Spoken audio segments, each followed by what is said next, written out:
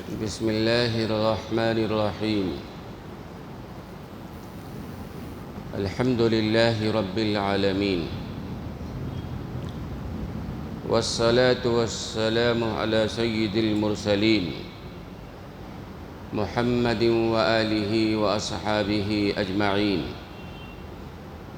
أما بعد، فإن أصدق الحديث كتاب الله، وخير الهدي هدي محمد صلى الله عليه وسلم، وشر الأمور محدثاتها، وكل محدثة بدعة، وكل بدعة ضلالة، وكل ضلالة في النار. قال الله تبارك وتعالى في القرآن المجيد والفرقان الحميد: أعوذ بالله من الشيطان الرجيم، بسم الله الرحمن الرحيم. وَلِتُكْمِلُوا الْعِدَّةَ وَلِتُكَبِّرُوا اللَّهَ عَلَى مَا هَدَاكُمْ وَلَعَلَّكُمْ تَشْكُرُونَ. صدق الله العلي العظيم، وصدق رسوله النبي الكريم، ونحن على ذلك من الشاهدين والشاكرين، والحمد لله رب العالمين. رب اشرح لي صدري ويسر لي أمري، واحلل عقدة من لساني يفقهوا قولي. سبحانك لا علم لنا إلا ما علمتنا، إنك أنت العليم الحكيم. اللهم رب زدني علما، اللهم إنا نسألك علما نافعا. اللهم جنبنا الفواحش والمعاصي والخطايا والزلل ما ظهر منها وما بطن. بزرگان محترم اور برادران عزیز، آج کا یہ جمعہ رمضان المبارک کا آخری جمعہ ہے، جمعۃ الوداع کے نام سے موسوم ہے۔ ہر مہینے میں 4-5 جمعہ ہوا کرتے ہیں۔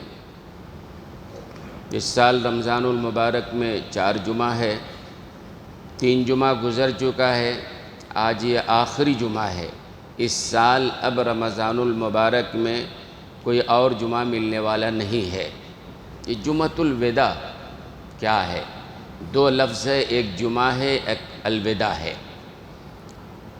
جمعہ آپ جانتے ہیں، جمعہ اجتماع سے بنا ہوا ہے، جمع ہونے کی جگہ۔ مسلمان اس دن ایک جگہ جمع ہوتے ہیں، اس لیے اس کو جمعہ کہا جاتا ہے۔ حضرت آدم علیہ السلام کے مادے کو بھی آج ہی کے دن، جمعہ کے دن ہی جمع کیا گیا نا۔ اور کہتے ہیں قیامت بھی جو آنے والی ہے وہ جمعہ کے دن ہی آنے والی ہے۔ اور علماء نے لکھا ہے کہ دنیا میں جتنی نعمتیں ہیں یہ اصل میں نقل ہے۔ اصل تو جنت میں ہے وہ نعمتیں، اصل وہ نعمتیں جنت میں اللہ کے پاس ہے، دنیا میں نقل ہے۔ مثال کے طور پر ہم انار کھاتے ہیں، انگور کھاتے ہیں، سیب کھاتے ہیں، بہت ساری چیزیں کھاتے ہیں، لیکن اس کی اصل جو ہے وہ جنت میں ہے۔ بندہ جب جنت میں جائے گا، وہاں کی انار کھائے گا، کہے گا اللہ اکبر، دنیا میں کھاتے تھے وہ کیسا تھا، یہ کیسا ہے؟ تو اصل وہ ہے، یہ تو نقل ہے۔ ایسے ہی یہ جو جمعہ کا دن ہے، یہ اصل میں ایک عکس ہے۔ علماء نے لکھا ہے کہ آخرت میں بھی ہر جمعہ کو اجتماع ہوگا، اس کی نقل اللہ نے دنیا میں رکھا ہے۔ میدان مزید ہوگا، میدان مزید میں جب جنتی جنت میں چلے جائیں گے تو اللہ تعالیٰ ہفتے میں 1 دن اجتماع فرمائے گا، جمعہ کے دن۔ حالانکہ جنت میں یہ دن رات کا سلسلہ نہیں ہوگا، جیسے ہمارے یہاں ہے کہ دن ہے پھر رات ہے، یہ سورج ہے یہ چاند ہے، وہ نظام نہیں ہوگا، بلکہ جنت کا جو ہے سما بالکل یکساں ہوگا۔ جیسے صبح کا وقت ہوتا ہے اور طلوع آفتاب سے تھوڑی دیر پہلے کا جو وقت ہوتا ہے، ٹھنڈی ہوائیں چل رہی ہوتی ہے، ٹھنڈا ٹھنڈا موسم ہوتا ہے، جنت کا موسم یکساں ویسے ہی ہوگا بہرحال۔ اور جنت میں بھی وہ دن کا سلسلہ نہیں ہوگا کہ آج ہفتہ ہے، اتوار ہے، پیر ہے، منگل ہے، بدھ ہے، وہاں وہ نظام نہیں ہوگا۔ لیکن اللہ تعالیٰ اندازے کے مطابق، ہمارے ہاں تو دن گن لیتے ہیں نا، 7ویں دن جمعہ آتا ہے، وہاں دن کا سلسلہ نہیں ہوگا، لیکن اللہ نے اندازے کے مطابق ہفتے میں 1 دن جو جمعہ کا دن ہوگا، جنت میں اللہ تعالیٰ اجتماع فرمائیں گے۔ اس اجتماع کی نقل اللہ نے دنیا میں رکھا ہے۔ اور قاری طیب صاحب رحمۃ اللہ علیہ نے بڑی عجیب بات لکھی ہے کہ دنیا میں جمعہ کے دن خطیب سے جو آدمی جتنا قریب ہوگا، قیامت کے دن اس میدان میں، میدان مزید میں جو اللہ تعالیٰ کی مجلس ہوگی، وہ بھی اللہ کے زیادہ قریب ہوگا۔ جو جتنا دور ہوگا اللہ سے دور ہوگا، اللہ کی اس مجلس سے دور ہوگا۔ اور اللہ تعالیٰ جو ہے تمام جنتیوں کو جنت میں جانے کے بعد اللہ تعالیٰ جنتوں سے کہیں گے کہ بھئی اور کچھ چاہیے، کچھ اور چاہیے؟ جنتی کہیں گے اللہ آپ کا بڑا کرم احسان، آپ نے جنت جیسی نعمت عطا فرما دی، جنت میں ہر طرح کی نعمت عطا فرما دی، اب کسی چیز کی ضرورت نہیں ہے۔ ظاہر سی بات ہے جنت ایسی چیز ہے کہ آدمی اس کے آگے کا تصور کیا کرے گا، بلکہ ہم تو دنیا سے آگے کا تصور نہیں کرنے والے ہیں۔ ہم تو سمجھتے ہیں دنیا کا ہی محل کافی بڑا ہو، دنیا کا کاروبار بڑا ہو، دنیا کی گاڑی بڑی ہو، دنیا کا پیسہ بڑا ہو، زکوٰۃ تک دینے کے لیے تیار نہیں ہے۔ اور ثعلبہ ابن حاطب کی بات میں سنایا کرتا ہوں، قرآن کریم نے خود نقل کیا ہے، اللہ اس سوچ سے ہماری حفاظت فرمائے۔ ثعلبہ ابن حاطب صحابی رسول ہیں، حضور اکرم صلی اللہ علیہ وسلم کے پاس مدنی زندگی میں بیٹھتے تھے تو دیکھتے تھے کہ سرکار جس کے لیے جو دعا کر دیتے تھے پوری ہو جاتی تھی۔ غور سے واچ کرتے رہے اور سرکار کے پاس گئے، یا رسول اللہ ہمارے لیے مالدار ہونے کی دعا فرما دیجئے۔ دیکھ رہے ہیں حضور جس کے لیے جو دعا فرما دیں گے وہ تو ہو ہی جاتا ہے۔ اچھا فرق ہے، ایک ہے کہ اللہ کے رسول خود سے ہو کر کسی کے لیے مالداری کی دعا کریں، وہ بات الگ ہے۔ ایک آدمی چاہ رہا ہے کہ میرے لیے مالدار ہونے کی دعا کرو۔ حضرت انس بن مالک کے لیے سرکار دو عالم صلی اللہ علیہ وسلم نے مالدار ہونے کی دعا کی تھی، کہتے ہیں اللہ اکبر۔ حضرت انس کہتے ہیں ہم نے اپنے سینکڑوں اولاد کو اپنے ہاتھوں سے دفن کیا ہے، اللہ نے اتنی اولاد میں برکت رکھی تھی اور اللہ نے بڑا مال دیا تھا، سرکار کی دعا ہے نا، لیکن انہوں نے پوچھا نہیں تھا، حضور نے خود سے دعا فرما دیا تھا۔ اور ثعلبہ ابن حاطب نے حضور سے جا کے کہا یا رسول اللہ آپ دعا فرما دیجئے۔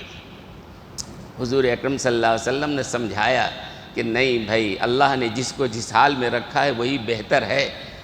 دنیا کے معاملے میں اپنے سے نیچے والے کو دیکھو، دین کے معاملے میں اپنے سے اوپر والے کو دیکھو۔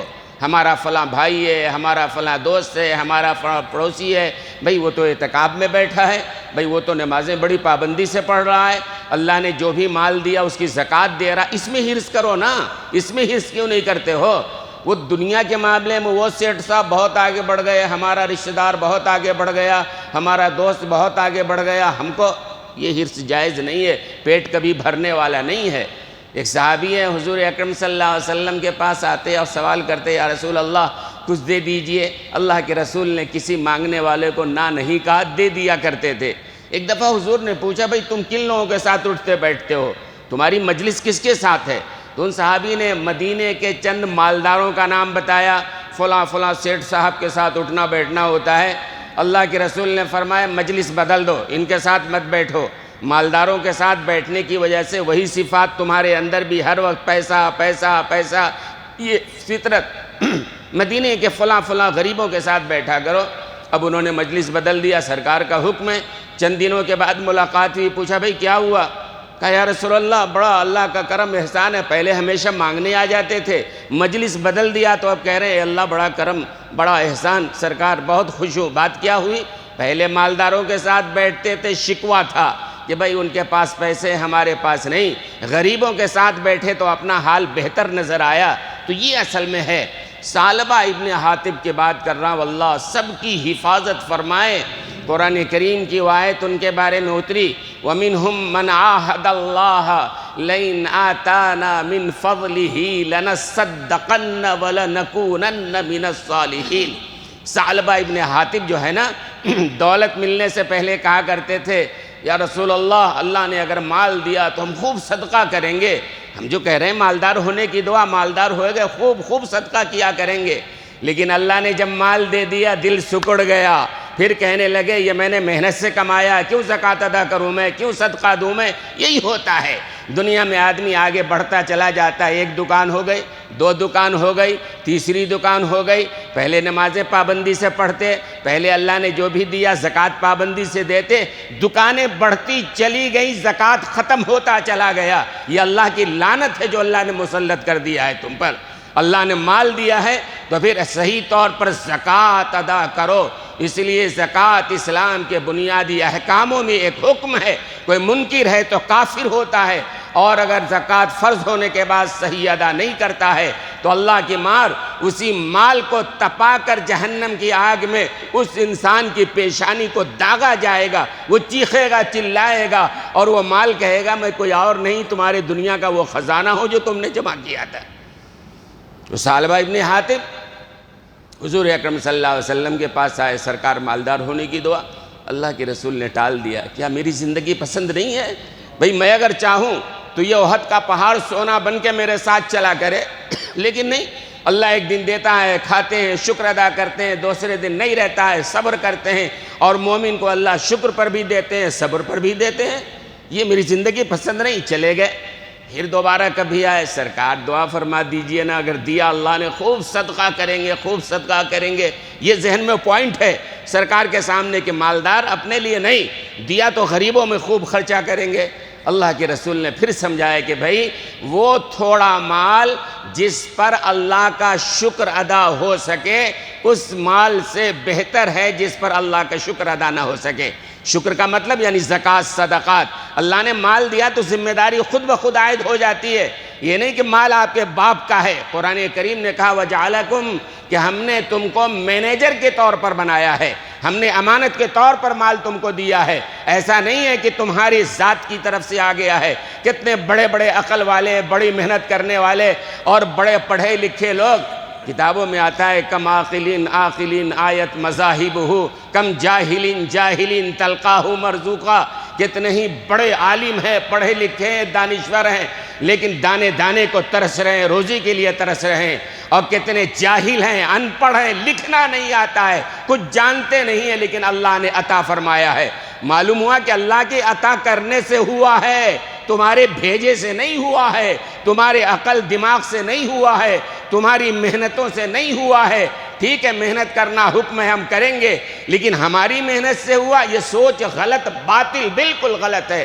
اللہ کے فیصلے سے، اللہ کے دینے سے آتا ہے۔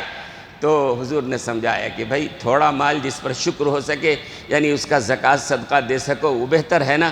زیادہ مال مل گیا، زکوٰۃ نہیں دے سکے، تم تو چلے جاؤ گے، تمہاری مال تمہاری اولاد مزے اڑائے گی، اور عذاب تم کو بھگتنا پڑے گا، اللہ کے پاس جواب دینا، قبر میں جواب دینا۔ قبر میں تو جانا ہے نا، یہ قبر میں بھی نہیں جاؤ گے آپ، قبر میں جانا ہے نا۔ تو بھائی آپ نے غلط کمایا یا صحیح کمایا، زکوٰۃ صدقات آپ نے ادا نہیں کیا، عذاب آپ کو بھگتنا ہے، جواب آپ کو دینا ہے، مزے آپ کی اولاد کرنے والی ہے۔ فرمایا کہ ان شر الناس، یہ بدترین انسان ہے کہ جو دوسروں کی وجہ سے جہنم میں جا رہا ہے۔ آدمی زکوٰۃ کیوں نہیں دے رہا ہے؟ مال ختم ہو جائے گا۔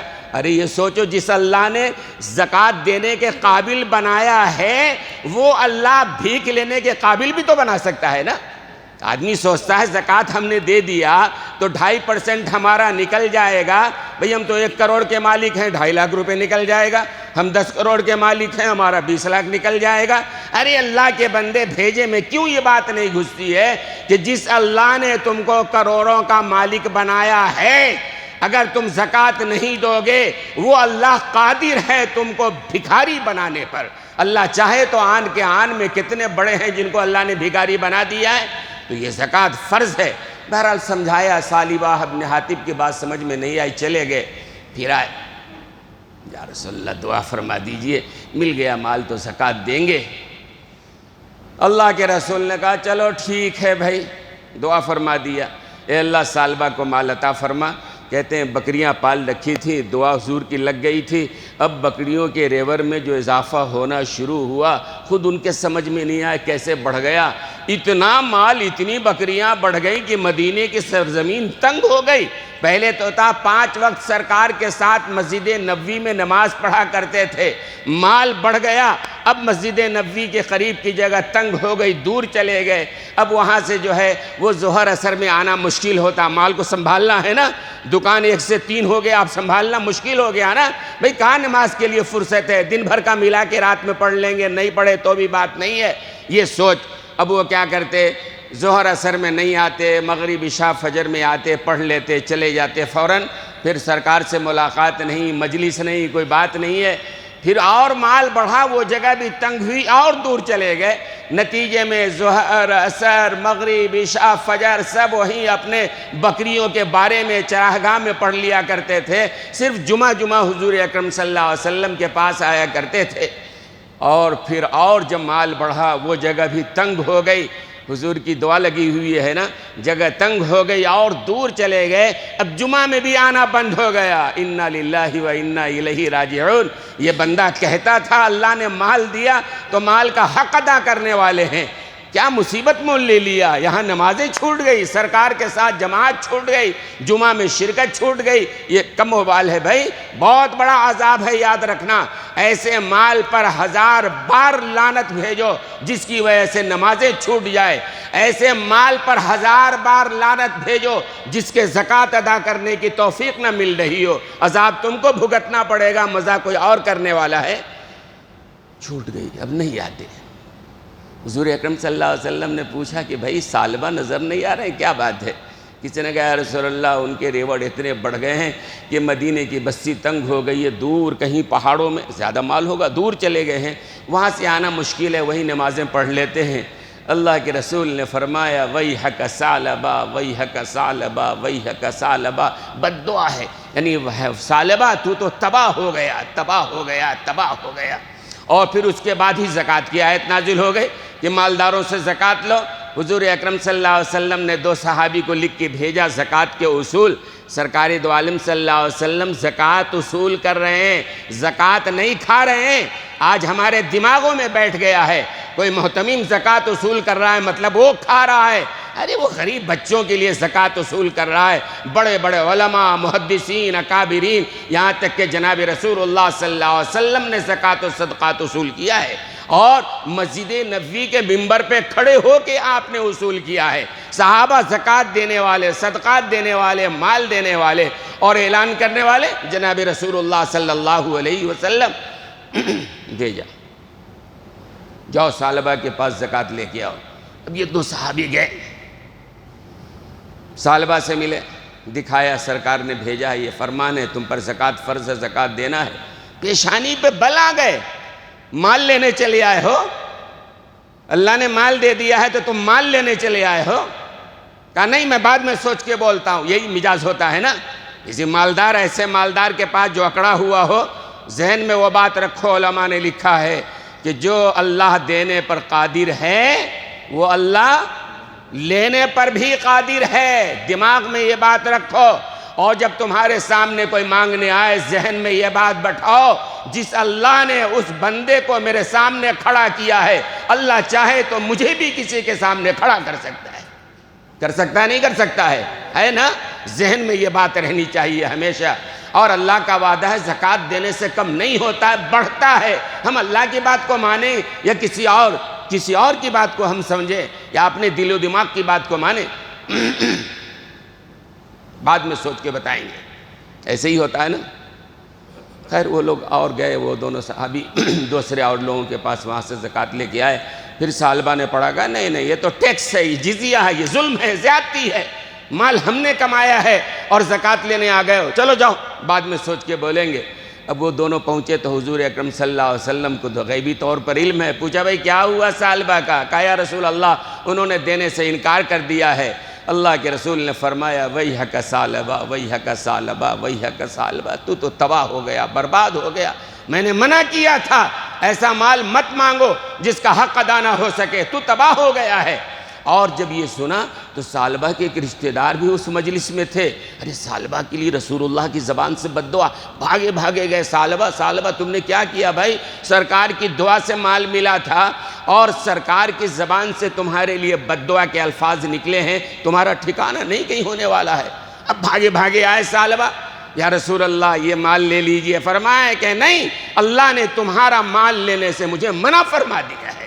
تمہاری سوچ یہ ہو گئی ہے کہ ہم نے کمایا، ہمارا مال، یہ زکوٰۃ جو ہے ظلماً لیا جاتا ہے، یہ جزیہ ہے، یہ ٹیکس ہے، تمہارے ذہن میں یہ بات بیٹھ گئی ہے، اللہ نے تمہارا زکوٰۃ لینے سے منع فرما دیا ہے۔ پہلے کیا بولتے تھے؟ وَمِنْهُمْ مَنْ عَاهَدَ اللَّهُ، اللہ سے عہد کیا تھا کہ اگر اللہ نے مال دے دیا تو کیا کریں گے؟ لَنَصَّدَّقَنَّ، صدقہ کریں گے، زکوٰۃ دیں گے، خیرات کریں گے، غریب، یہ تھا فلسفہ۔ اور صدقہ کیا دیں گے، خیرات کیا کریں گے، زکوٰۃ کے لالے پڑ گئے، زکوٰۃ دینے سے انکار کر دیا، واپس چلے گئے۔ اور پھر سرکار دو عالم صلی اللہ علیہ وسلم دنیا سے جب پردہ فرما گئے، سیدنا ابوبکر صدیق کے پاس لے کر آیا وہ ثعلبہ مال کی زکوٰۃ۔ حضرت ابوبکر صدیق نے کہا جس کے مال کو سرکار نے رد فرما دیا ہو، میں ایسے آدمی کے زکوٰۃ نہیں لے سکتا ہوں، چلو واپس چلو۔ چلے گئے۔ پھر حضرت عمر ابن خطاب کے زمانے میں بھی لے کے آئے، حضرت عمر ابن خطاب نے بھی فرمایا کہ میں ایسے آدمی کے زکوٰۃ نہیں لے سکتا ہوں جس کی زکوٰۃ کو رسول اللہ صلی اللہ علیہ وسلم نے رد فرما دیا ہے۔ ارے تم کیا نہیں دو گے؟ لینے والے باغیرت لوگ ایسے آدمی کے منہ پہ مار دیتے ہیں، نہیں چاہیے تمہاری زکوٰۃ۔ بھائی زکوٰۃ دیتے ہو غریب کو، کسی اور پر احسان نہیں کرتے ہو دینے والے کو۔ حق تو یہ تھا جو مالدار ہے وہ اپنے مال کی زکوٰۃ لے کر خود مستحق تک جاتا، خود مدرسے میں جاتا، یتیم غریب بچے جہاں پڑھ رہے ہیں خود پہنچاتا۔ تمہاری ذمہ داری تھی، تمہاری ذمہ داری کو آسان کرنے کے لیے جو لوگ جاتے ہیں ناک بھوں چڑھ جاتا ہے اور ذہن میں بات آتی ہے کہ یہ مال لینے کے لیے آ گئے ہیں۔ تو ثعلبہ ابن حاطب کا اسی حال میں انتقال ہو گیا ہے۔ ظاہر سی بات ہے رسول اللہ صلی اللہ علیہ وسلم کی بد دعا ہے، اس مال نے اس کو تباہ و برباد کیا ہے۔ خیر بہرحال میں یہ عرض کر رہا تھا، یہ جمعہ جو ہے قاری طیب صاحب رحمۃ اللہ علیہ نے لکھا ہے کہ جمعہ کے دن یہ اصل میں ہمارا جو اجتماع ہے یہ نقل ہے، اصل تو وہاں جنت میں ہونا ہے۔ اصل کیا ہونا ہے جنت میں؟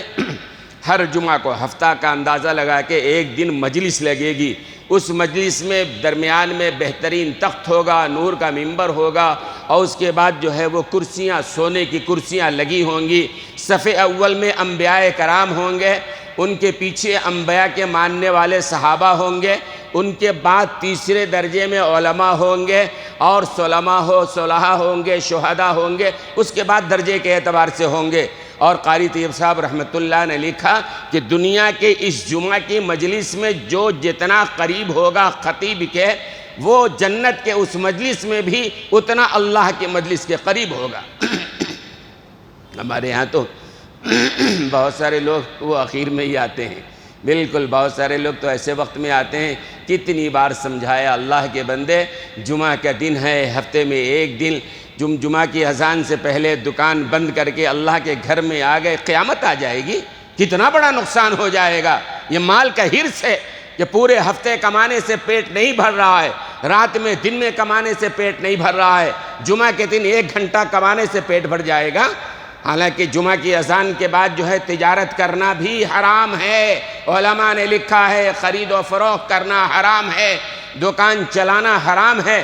دکان والوں کی ذمہ داری ہے دکان بند کر دو، جب دکان بند کر دو گے لینے والا خود ہی نہیں آئے گا۔ بہت سارے لوگ کہتے ہیں لینے والے کسٹمر آ جاتے ہیں، رزق آیا نہ کہاں سے چھوڑ دیں، کھول کے بیٹھے رہو، جمعہ بھی مت پڑھو، آپ نمازیں بھی چھوڑ دو، کھول کے بیٹھے رہو، کسٹمر آتے رہیں گے۔ آپ نے بند کر دیا وقت پر، اللہ نے مقدر کا جو رزق رکھا دینا ہے وہ دینا ہے، ابھی نہیں بعد میں دینا ہے، قیامت آ جائے گی۔ وہ لوگ جو جمعہ میں بھی دیر سے آ رہے ہیں، اللہ کے اس مجلس میں، جنت میں، میدان مزید اس کا نام ہے، وہاں بھی دوری ہوں گے۔ بہرحال جنت میں پہنچ جائیں گے، اس کے بعد کیا ہوگا؟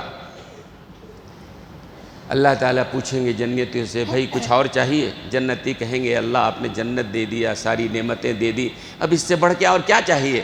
اللہ کہیں گے نہیں نہیں، ایک اور بہت بڑی نعمت ہے جو باقی ہے، ایک اور بہت بڑی نعمت باقی ہے، مگر میں تم کو نہیں بتاؤں گا، میں تم کو نہیں بتاؤں گا۔ جاؤ جا کے اپنے ان علماء سے پوچھو، دنیا میں جمعہ میں جن علماء کے خطابات سنتے تھے، اپنے ان علماء سے جا کے پوچھ لو۔ علماء کی ضرورت علماء نے لکھا ہے وہاں بھی رہے گی، علماء کی ضرورت جنت میں بھی رہے گی، دنیا میں تو ہے ہی۔ آج ایک طبقہ ہے جو امت کو علماء سے کاٹنا چاہتا ہے، ایک طبقہ ہے، یہودیوں کی سازش ہے، نیٹ ہے، کہتے ہیں کہ علماء کی ضرورت کیا ہے، نیٹ پر تفسیر ہے، نیٹ پہ تقریر ہے، نیٹ پہ ساری چیزیں موجود ہیں، آن لائن جو چاہو دیکھو، آن لائن جنت بھی لے لینا آپ۔ اگر علماء کی ضرورت نہیں ہوتی، انبیاء کی ضرورت نہیں ہوتی، اللہ تعالیٰ قرآن کریم کو کعبۃ اللہ کے چھت پہ اتار دیتا، اعلان کر دیتا، لوگو ہماری یہ کتاب ہے، لو پڑھو، اپنی اصلاح کر لو۔ نہیں، کتاب کس پر اتارا ہے؟ جناب رسول اللہ صلی اللہ علیہ وسلم پہ۔ معلوم ہوا کہ رجال بھی ضروری ہیں، علماء بھی ضروری ہیں، یہ جو سمجھائیں گے وہ سمجھو، تم اپنی طرف سے قرآن کی تفسیر مت کرنے لگ جانا۔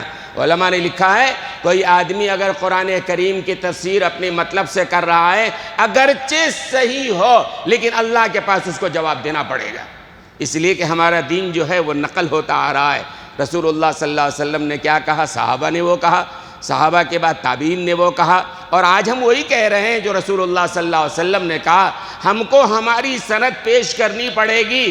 کوئی اگر ہم سے پوچھے کہ آپ یہ حدیث بول رہے ہیں کہاں سے لائے، باضابطہ ہم بتائیں گے، جناب رسول اللہ صلی اللہ علیہ وسلم تک سلسلہ، باضابطہ سلسلہ بتائیں گے کہ رسول اللہ نے فلاں سے کہا، فلاں نے فلاں نے فلاں نے فلاں نے ہم سے فلاں نے کہا۔ کوئی کتاب پڑھ کے عالم ہو جائے معتبر نہیں ہے، اور کوئی اگر میڈیکل کی کتابیں پڑھ کے ڈاکٹر بن جائے تو کیا ہوگا؟ کیا ہوگا؟ قبرستان ہی تو آباد کرنے والا ہوگا نا بھائی۔ یہاں دنیا میں میڈیکل کتابیں پڑھ کے بھی ڈاکٹر نہیں مانتے ہیں جب تک کہ ہاؤس جاب نہ کر لے۔ وہ 1 سال کے لیے مستقل جب تک ڈاکٹروں کی نگرانی میں رہ کے پریکٹس نہ کرے، سرٹیفکیٹ نہیں ملتا ہے۔ یہاں کیا ہے؟ قرآن تماشا ہے۔ اور رات ایک صاحب آئے تھے بیان کے بعد، اور کہیں ہوں گے بیٹھے بڑے مخلص آدمی، پڑھے لکھے آدمی، کہنے لگے مولانا یہ بات تو واقعی ہے کہ آج ہم اپنے بچوں کو علماء سے دور کر رہے ہیں۔ وہاں بیٹھے ہیں وہ بزرگ نظر آ رہے ہیں کہ آج ہم اپنے بچوں کو علماء سے دور کر رہے ہیں، اپنے بچوں کے دل و دماغ میں یہ بات ڈال رہے ہیں، ارے ان علماء کی ضرورت کیا ہے بھائی؟ مرو گے جنازہ وہی پڑھائیں گے۔ کون پڑھائیں گے؟ جنت میں بھی ضرورت پڑے گی علماء کی۔ یہاں اپنے بچوں کے دماغ میں کیا بٹھا رہے ہیں؟ ارے علماء کی ضرورت نہیں ہے، جو ہونا نیٹ پہ دیکھ لو۔ آپ دین سے دور کر رہے ہو اور علماء سے دور کر رہے ہو، اور یہودیوں کی یہ سازش ہے کہ امت کو علماء سے کاٹ دیا جائے۔ علماء سے آپ کٹ جاؤ گے تو آگے کیا رہے گا؟ دین کہاں سے لاؤ گے؟ فرض کرو میں یہاں بیٹھا بول رہا ہوں، آپ کو اگر ہم پر اعتبار نہیں ہے، ہم پر اعتماد نہیں ہے، تو آپ دین کی بات پر عمل کیسے کرو گے؟ اور میں کہتا ہوں وہ تو بدترین انسان ہے کہ اپنے علماء سے بیان سنتا ہے، اپنے علماء سے قرآن و حدیث کی بات سنتا ہے، اللہ اس کے رسول کی بات سنتا ہے، اور باہر جا کے اپنے اسی عالم کی غیبت کرتا ہے۔ اللہ کہاں سے ہدایت عطا فرمائیں گے؟ بھئی جن علماء کی بات آپ سن رہے ہو، جن کے حوالے سے قرآن و حدیث سامنے آ رہا ہے، باہر نکلتے انہی کی برائی شروع کر دیتے ہو۔ مطلب آپ اس عالم پر سے امت کا اعتماد ختم کرنا چاہتے ہو۔ نہیں، یہ قابل اعتماد نہیں ہے۔ کہاں سے لاؤ گے قابل اعتماد؟ جبریل آئیں گے تمہارے لیے اتر کے؟ فرشتہ کوئی آئے گا تمہاری اصلاح کے لیے؟ کوئی نبی آئے گا کیا؟ نبی کا سلسلہ بند ہو چکا ہے۔ یہ علماء ہیں جو کار نبوت کا آگے بڑھا رہے ہیں، لیکن ایک طبقہ ہے جو علماء سے امت کو کاٹنا چاہتا ہے، اپنے بچوں کے دل و دماغ میں ڈالنا چاہتا ہے کہ یہ برابر نہیں ہے، ان کا احترام نہیں کیا جاتا ہے۔ ظاہر سی بات ہے جب بچوں کے ذہن میں یہ بات آ جائے گی پھر دین کہاں سے لائیں گے وہ؟ دین سے دور کرنے کا طریقہ۔ تو میں یہ کہہ رہا تھا کہ جنت میں بھی علماء کی ضرورت پڑے گی۔ آپ یہاں مستغنی ہونا چاہتے ہو، وہاں بھی ضرورت پڑے گی۔ جاؤ، اللہ کہیں گے ایک نعمت ہے، جاؤ جا کے اپنے انہی علماء سے پوچھو دنیا میں جمعہ میں جن سے خطبہ سنا کرتے تھے۔ اب لوگ جائیں گے اپنے اپنے علماء سے پوچھیں گے بھائی کیا ہے؟ تو علماء کہیں گے ہاں ایک نعمت باقی ہے، وہ بہت بڑی نعمت ہے، بہت بڑی نعمت ہے۔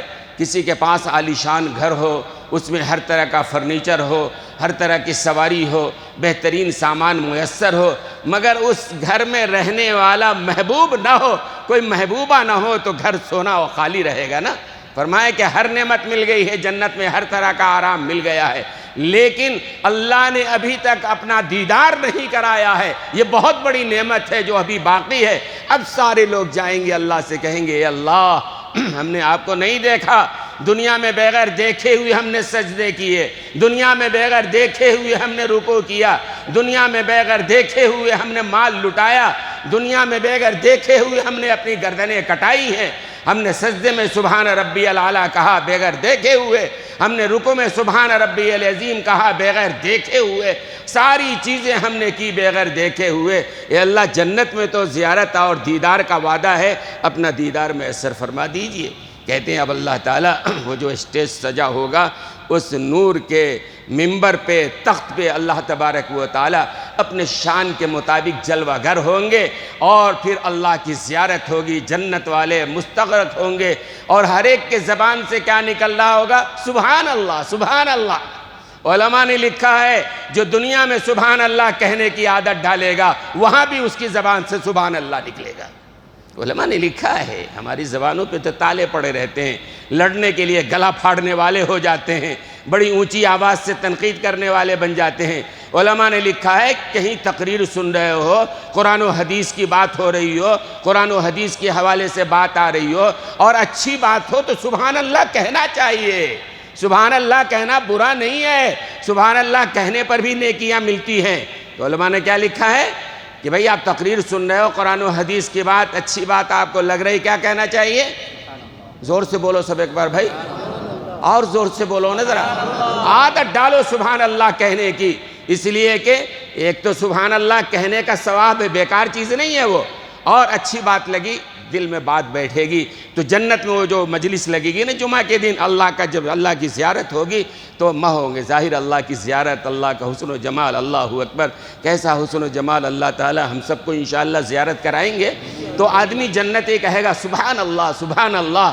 علماء نے کہا یہاں بھی دنیا میں کہنے کی عادت ڈالو، اور وقت تو شاید ہو رہا ہے پورا، لیکن ایک مسئلہ اور بتا دوں میں، اصل میں مجھے اور کئی باتیں کہنی تھی لیکن وقت نکل گیا ہے، کہ بعض لوگ یہ منبر پہ جو خطبہ ہوتا ہے نا تو اس وقت جو ہے بعض حضرات بالکل ایک دم تشہد کی حالت میں ہاتھ یہاں اپنے گھٹنے میں رکھ کر کے اور نیچے نگاہ کر کے وہ دیکھتے رہتے ہیں۔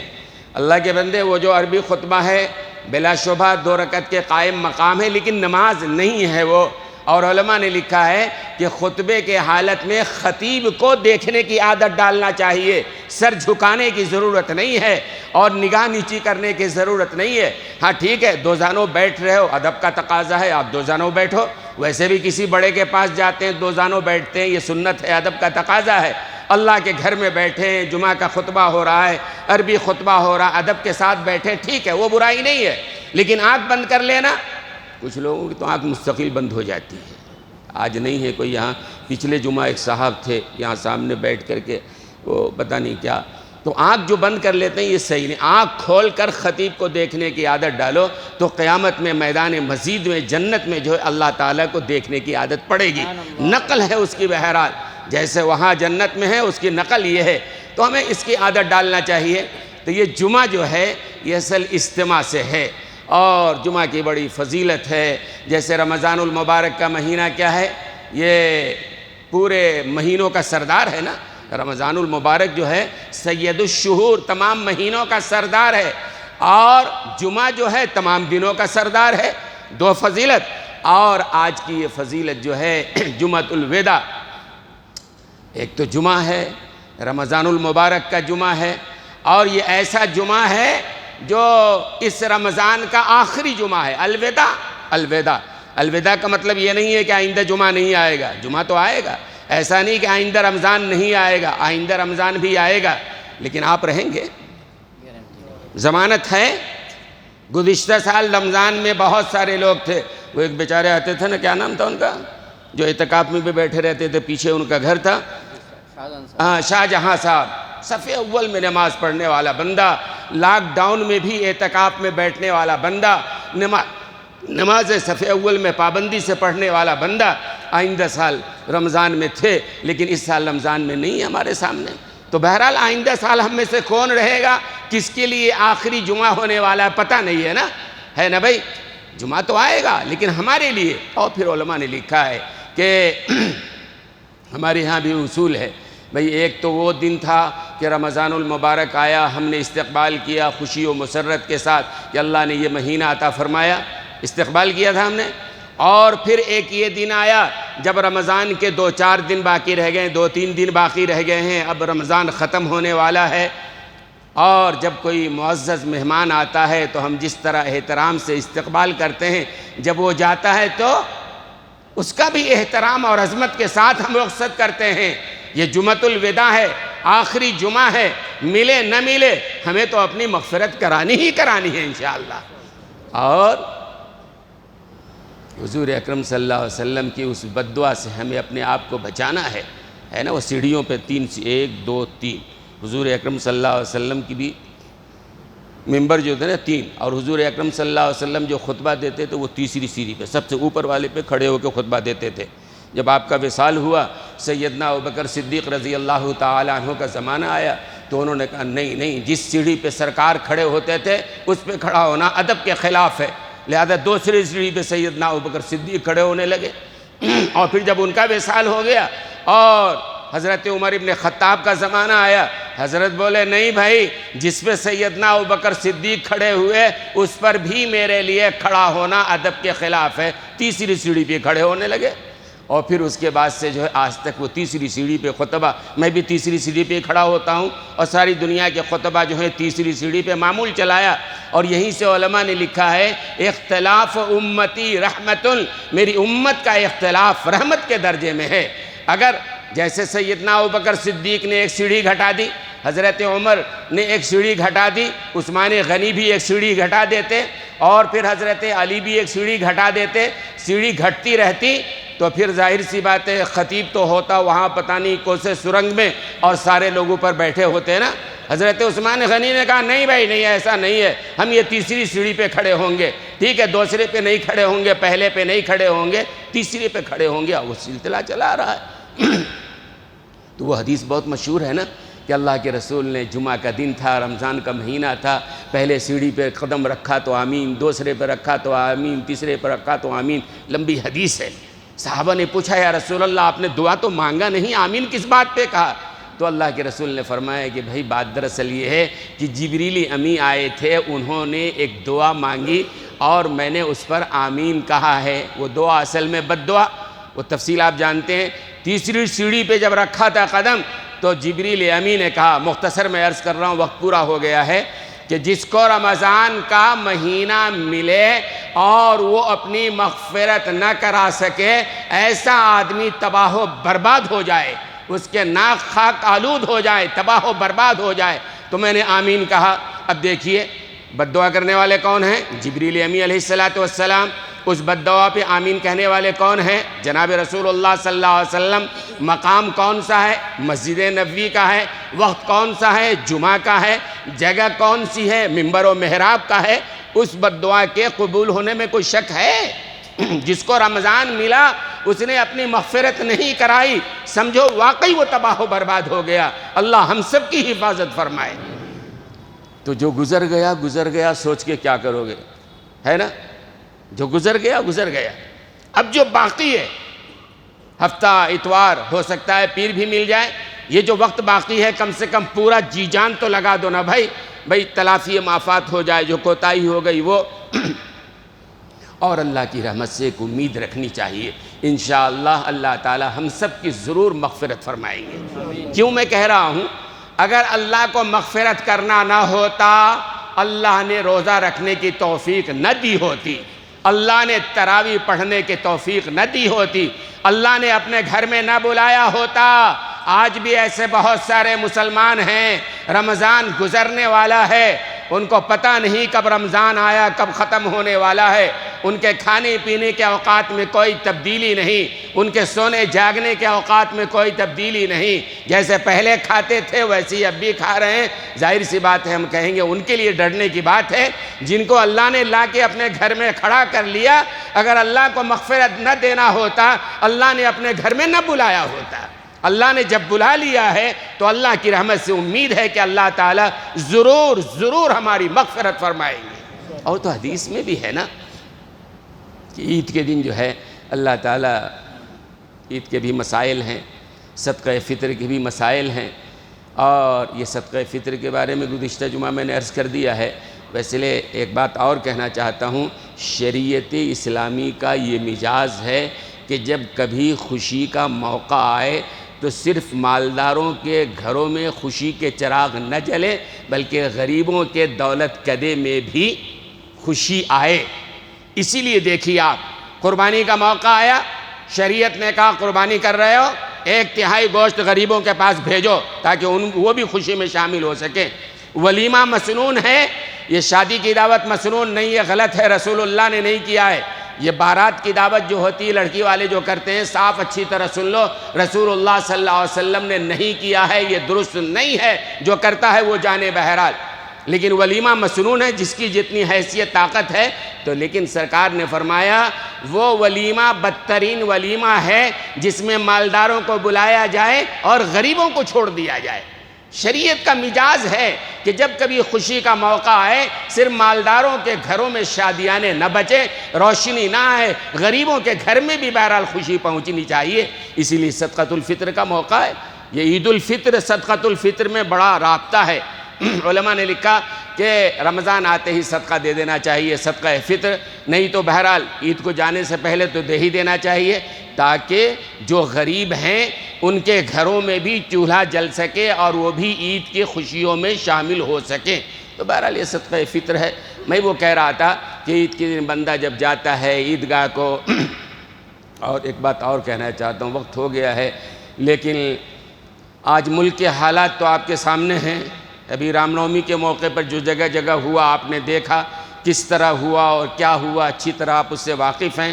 اب عید کا موقع آنے والا ہے، اور ابھی سے اخباروں میں یہ خبریں آنے لگی ہیں، کئی جگہوں پہ جو ہے عید کے موقع پر بھی فساد کرنے کا شرپسندوں نے پلان بنا لیا ہے۔ اب یہ کیا کرتے ہیں، عید کا مجمع ہے، مسلمان خوشی میں شریک ہیں، وہ پتھر خود پھینکتے ہیں، پھینکواتے ہیں، اس کے بعد وہ تو چلے جاتے ہیں، پولیس کی انٹری ہوتی ہے، اور پولیس یہ کرتی ہے بے قصوروں کو پکڑ کے بڑی تعداد میں جو ہے جیلوں میں ڈالو۔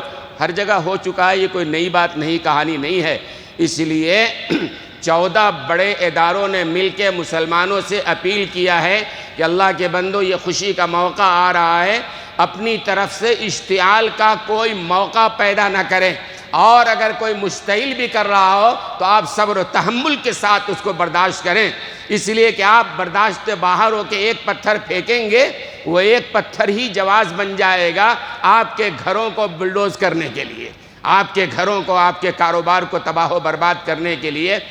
اس لیے عید کا موقع آ رہا ہے، ذرا ہم کو سنبھل کے رہنا پڑے گا، برداشت کے ساتھ، تحمل کے ساتھ، ہماری طرف سے کوئی اقدام نہ ہو، دوسرا کوئی مشتعل کر رہا ہو پھر بھی ہم برداشت کر لیں گے، اس لیے کہ مشتعل ہونے کے بعد ہمارا ایک پتھر ہمارے تمام گھروں کو اور ہمارے کاروبار کو، ہمارے نوجوانوں کو پھر جیلوں میں جانا پڑتا ہے، پھر اس کے بعد جو تگ و دو برسوں کے لیے بڑے مشکلات پیدا ہوتے ہیں۔ اس لیے یہ اپیل۔ تو عید کے دن بہرحال جب جمع ہوتے ہیں عیدگاہ میں تو اللہ پوچھتے ہیں فرشتوں سے، یا ملائکتی ما جزاء اجیر وفى عملہ، اے میرے فرشتوں، اس مزدور کا کیا بدلہ ہے جس نے اپنا کام پورا کر لیا ہو؟ اور کہیں گے اللہ تعالیٰ کہ یہی میرے بندے ہیں نا، جن کے تخلیق پر تم نے کہا تھا کہ انسان جو ہے دنیا میں جا کے فساد کرے گا، دیکھو ہمارے بندے ہیں، پورا مہینہ روزہ رکھا ہے، پورا مہینہ بھوکے پیاسے انہوں نے گزارا ہے، رات میں تراویح میں قرآن سنانے میں گزارا ہے، اپنا کام پورا کر لیا ہے، بدلہ کیا ہے؟ تو فرشتے کہیں گے اللہ پھر تو بدلہ ہے کہ جس مزدور نے کام کر لیا ہو اس کی مزدوری فوراً دے دیا جائے، پورا دے دیا جائے۔ اللہ کہیں گے 5 قسم کھا کے اللہ نے 5 قسم اللہ نے کھایا ہے، اللہ بغیر قسم کہتے تو بھی، لیکن 5 قسم اللہ نے کھایا ہے، میری بادشاہت کی قسم، میرے عزت و جلال کی قسم، میرے علو مکان کی قسم، میں قسم کھا کے یہ کہتا ہوں، آج میرے بندے جو رمضان کے روزے رکھ کے میرے احکام کو پورا کر کے آئے ہیں، فرشتوں گواہ رہنا ہم نے سب کے مغفرت کے فیصلے فرما دیے۔ تو اللہ تعالیٰ کو مغفرت دینا ہے، امید ہے کہ اللہ ہم سب کی مغفرت فرمائیں گے انشاءاللہ۔ نہیں دینا ہوتا مسجد میں کیوں بلاتے، سجدے کرنے کی توفیق کیوں دیتے؟ ظاہر سی بات ہے ان کے شایان شان تو عبادت نہیں ہوئی ہے، اللہ کی شان تو بری ہے، لیکن ہم جتنا کر سکتے ہیں بہرحال کیا ہے، اور اللہ نے بلایا ہے، سجدہ کرایا ہے، تو روزہ رکھوایا ہے تو انشاءاللہ ضرور اللہ مغفرت دیں گے۔ اور پھر اس کے بعد عید کا مرحلہ آتا ہے، اللہ نے چلو بلا لیا، عیدگاہ میں مغفرت دے دیا، لیکن اونٹ کا کوئی کل سیدھا نہیں ہوتا ہے۔ دیکھتے ہیں نا اونٹ کا ہر کل پہلو ٹیڑھا، ہمارا بھی مسئلہ وہی، اللہ نے مغفرت دے دیا، عید کے بعد وہی تماشا ہم شروع کر دیتے ہیں، وہی گانے بجانے تماشے رنگ رلیاں پارک یہاں وہاں، بہت ساری برائیاں آپ جانتے ہیں۔